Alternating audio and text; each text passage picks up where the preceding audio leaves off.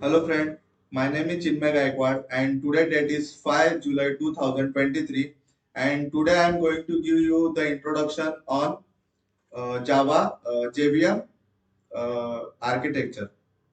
So we are going to discuss on JVM definition and we are going to see the architecture. So let's see first the definition of JVM. So JVM stands for Java Virtual Machine is an initially compound of Java platform. It is responsible for executing Java bytecode, which is compiled form of Java programs. So JVM act as an intermediary between the Java code and underlying hardware and operating system. So let's see architecture of JVM. So what are the architecture of JVM? It is also divided into a three main component. That is, first is class loader, second is execution engine, and third is runtime data areas. So let's see first class loader. What is class loader? So class loader is responsible for loading Java class files into the JVM.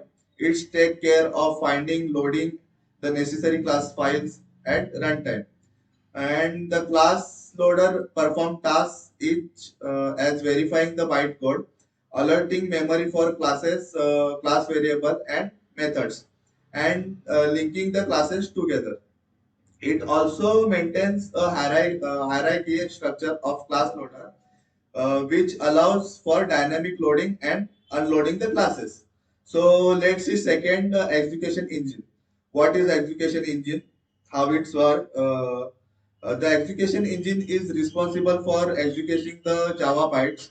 It's interpreted the byte code or convert it into native machine code for execution, depending on the implementation. So it's at three. There are two main type of execution engine. That is interpreter and just in time means JIT compiler. So let's see first type of execution engine means interpreter.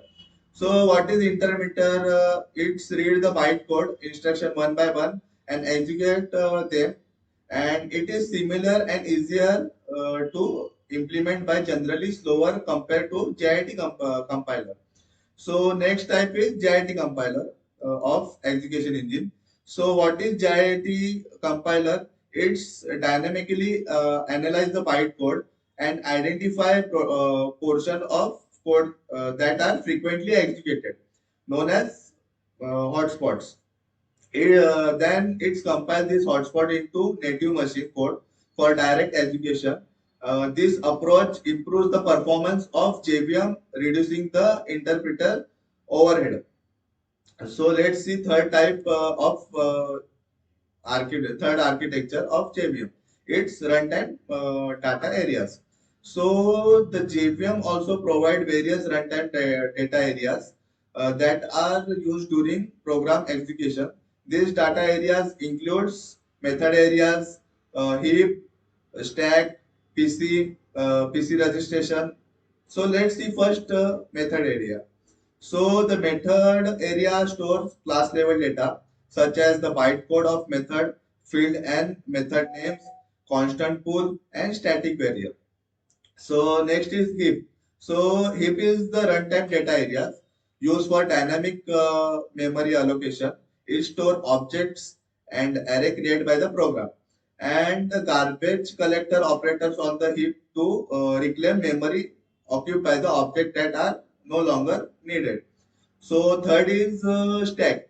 So what is stack means each thread in the Java program has its own stack, known as the thread stack.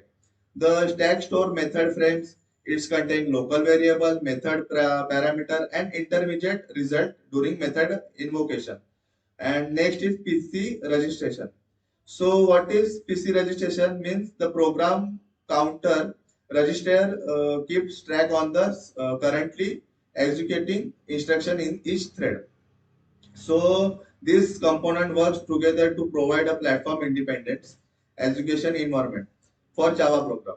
So in it's allow JVM it's allow developer to write code once and run it on any system that has a compatibility JVM implementation.